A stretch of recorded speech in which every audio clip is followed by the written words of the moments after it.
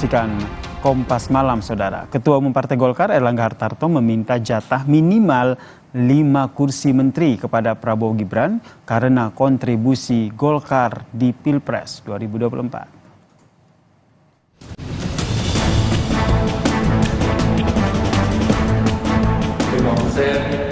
Kalau bagi-bagi ya banyak-banyak sedikit boleh lah.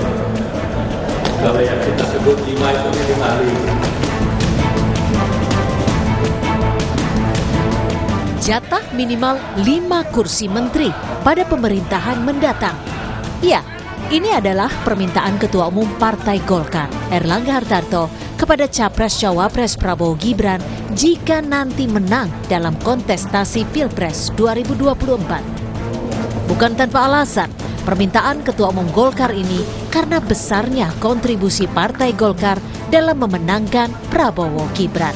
Saya sampaikan ke Pak Prabowo, kontribusi Golkar ke Pak Prabowo, karena kita 15 dari 58%, maka kita kontribusi 25%, Pak Bu. Jadi kalau 25%, kalau bagi-bagi ya banyak-banyak sedikit boleh lah. Kalau yang kita sebut 5 itu minimalis. Tapi kalau dihitung proporsinya 25%, room masih banyak. Pernyataan Erlangga ini disampaikan dalam pidatonya di acara Golkar di Bali. Golkar memang salah satu partai yang mengusung Prabowo Gibran dalam koalisi Indonesia Maju. Golkarlah yang pertama kali mendeklarasikan putra Presiden Joko Widodo, Gibran Rakabuming Raka, untuk menjadi cawapres mendampingi Prabowo Subianto. Tim Liputan, Kompas TV.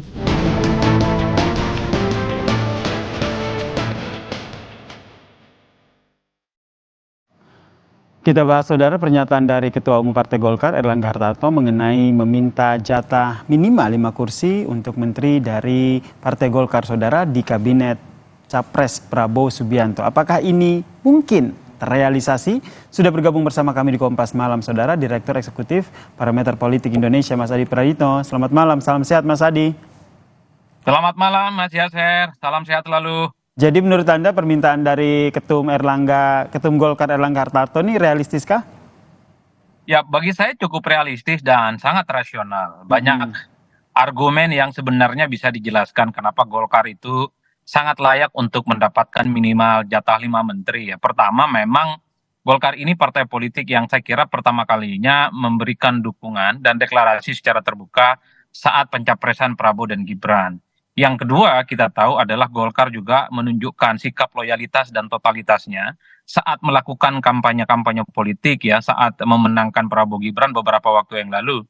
Bahkan dalam banyak hal Golkar ini kan sering pasang badan, di mana kader-kader terbaik mereka yang ditunjuk sebagai jubir dan tim pemenangan untuk membentengi Prabowo dan Gibran dari serangan-serangan kubu 1 dan kubu 3. Nah yang ketiga kalau mau jujur ya tentu karena perolehan suara pileg Golkar itu adalah suara yang terbanyak di internal koalisi nomor 02. Karena kalau kita melihat persentase per hari ini, Golkar itu kan di kisaran angka sekitar 15% sekian. Dibandingkan dengan Gerindra hanya mendapatkan 12%. Oleh karena itu, untuk kebutuhan koalisi yang signifikan, terutama untuk mengamankan kekuatan politik parlemen, maka posisi Golkar sebenarnya sangat layak ya untuk mendapatkan 5 kursi. Bahkan secara rasional sebenarnya Golkar pun juga layak untuk ditambah kursinya, bisa 6 ataupun 7. Bagi saya dalam politik adalah bagaimana mengakumulasi permintaan-permintaan politik ya sebagai upaya untuk menumpuk kekuasaan. Yang aneh itu adalah jika ada yang kalah pemilu, kalah kontestasi, kalah pilpres, juga minta jabatan menteri, itu aneh Mas.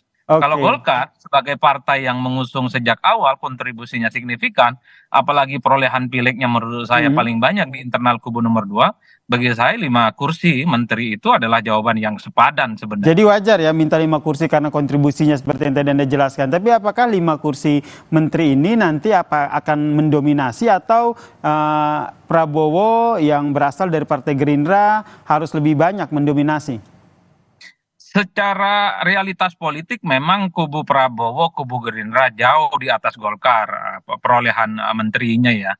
Karena apapun judulnya mereka lah yang sebenarnya memiliki privilege ya untuk mendapatkan menteri jauh lebih banyak dibandingkan yang lain. Bahkan misalnya Gerindra itu bisa 10 kursi, kalau mau juga bisa 15 kursi. Itu saya kira sangat sah dalam politik, mengingat Gerindra adalah ketua umum mereka yang jadi presiden di negara ini. Oleh karena itu bagi saya kompetisi politik itu adalah tujuannya untuk how to get the power, mengakumulasi begitu banyak kekuasaan-kekuasaan politik yang didapatkan, terutama kekuasaan menteri ya. Itulah yang saya sebutkan bahwa siapapun nanti yang sudah ditetapkan sebagai presiden, sebut saja Prabowo dan Gibran, jangan pernah mengajak kubu-kubu yang lain, terutama yang kalah pemilu untuk menjadi bagian dari koalisi mereka, karena itu akan mengurangi jatah menteri yang akan didapatkan oleh partai-partai pengusung atau mengurangi jatah menteri yang akan dimiliki oleh Gerindra. Nah, ini yang Makanya menjadi bagi pertanyaan saya selanjutnya, Mas Adi. Ini ke depannya dengan permintaan jatah menteri tentu tidak hanya dari Golkar. Ini hanya Golkar yang akhirnya terbuka di depan umum sehingga kita mengetahui ada minta 5 kursi begitu. Tapi menurut Anda, nanti pola politik ataupun peta politik yang nantinya akan dipakai oleh Prabowo dan juga Gibran jika nantinya akan terpilih untuk memetakan perolehan ataupun jatah-jatah kursi ini menurut Anda seperti apa? Saya kira asasnya proporsional ya. Pertama didasarkan pada siapa sebenarnya yang jadi presiden dan partai utamanya. Dalam hal ini tentu adalah Gerindra. Maka Gerindra itu secara proporsional pastinya perolehan kursinya itu jauh lebih banyak dibandingkan yang lain. Yang kedua, menteri terbanyak itu pastinya pasti diberikan kepada Golkar ya. Karena Golkar adalah mendapatkan perolehan pileg yang saya kira signifikan dibandingkan dengan yang lain. Baru yang ketiga itu di situ ada Demokrat, ada PAN.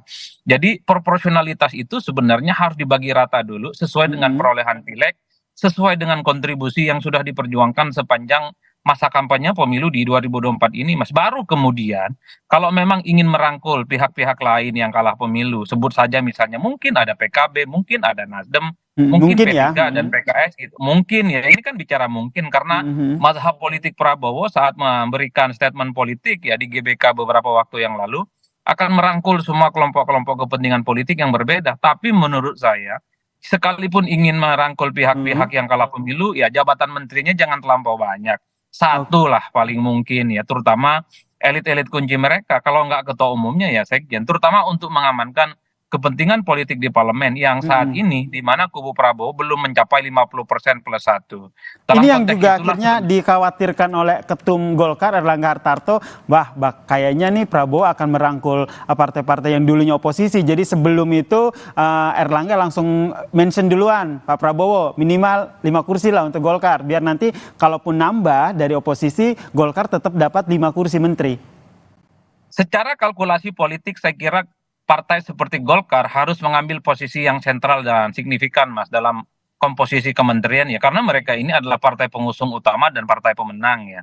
Oleh karena itu, sebelum dibagi dengan partai-partai lain yang kemungkinan akan dirangkul, partai-partai di luar Gerindra ya, seperti misalnya Demokrat dan PAN, saya kira memang sangat mungkin untuk meminta jatah-jatah komposisi menteri yang strategis yang bisa mengakomodasi kepentingan politik mereka, baru berpikir yang lain. Kalau saya dari dulu selalu mengatakan, jangan pernah mengajak mereka yang kalah pemilu. Biarkan ada reward and punishment. Yang menang itu jadi penguasa, yang kalah biarkan dia berjalan di tempat yang sunyi. Jikapun ada keinginan untuk merangkul pihak-pihak yang kalah, akomodasinya terbatas aja, Mas. Yang penting suara, kekuatan politik parlemen, kubu Prabowo dan Gibran ya 50 plus 1 lah. Selebihnya tidak terlampau banyak. Oleh karena itu, jangan terlampau mengakomodasi begitu banyak kepentingan politik yang kalah, karena ini akan mengurangi bagaimana signifikansi check and balances nantinya. Jokowi di periode pertama dan kedua ini kan menghilangkan sama sekali kelompok-kelompok oposisi yang nyaris tidak pernah bunyi di parlemen. Bagi demokrasi ini berbahaya, karena ketika kekuatan politik itu disatukan dalam satu kekuasaan politik dengan konsesi menteri, maka disitulah kemudian kita jangan pernah berharap kebijakan-kebijakan pemerintah yang tidak pro rakyat, kebijakan pemerintah yang tidak populis akan ada yang memperjuangkan di parlemen. Oke, jadi menurut Anda ini 5 kursi ini nanti akan diikuti oleh partai-partai koalisi lain untuk ikut menyuarakan begitu? Mungkin dari PAN atau partai lain yang juga ikut dalam koalisi Indonesia Maju ini untuk menyuarakan untuk jatah kursi menteri mereka di pemerintahan selanjutnya?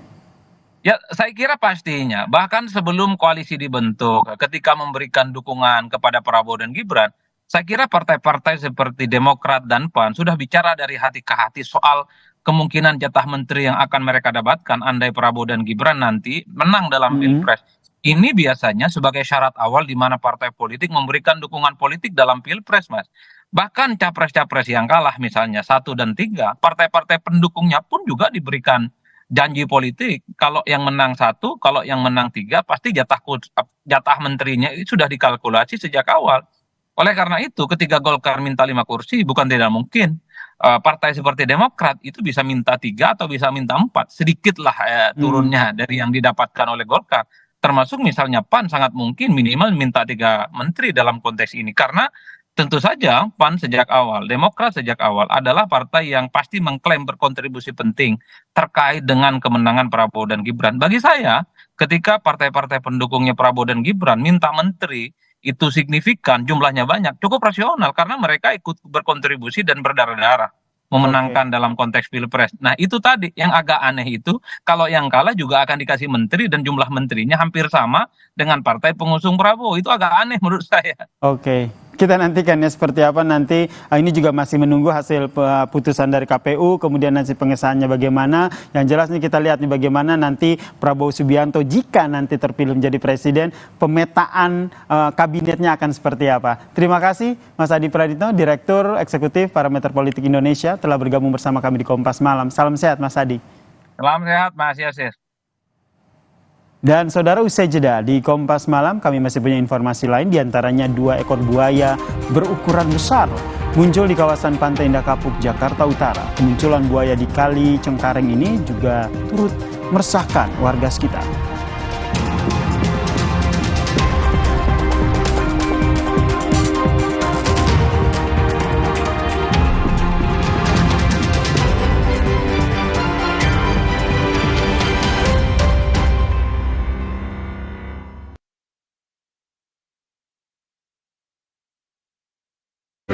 Ramadan ini gue bersyukur. Bersyukur untuk kebersamaan, manis kemenangan. Pasti kita Bersyukur Top Coffee selalu hadir menemani kita dari Wings Food. Tulang kaku kayak robot. Faktor utuh. Minum Entrasol.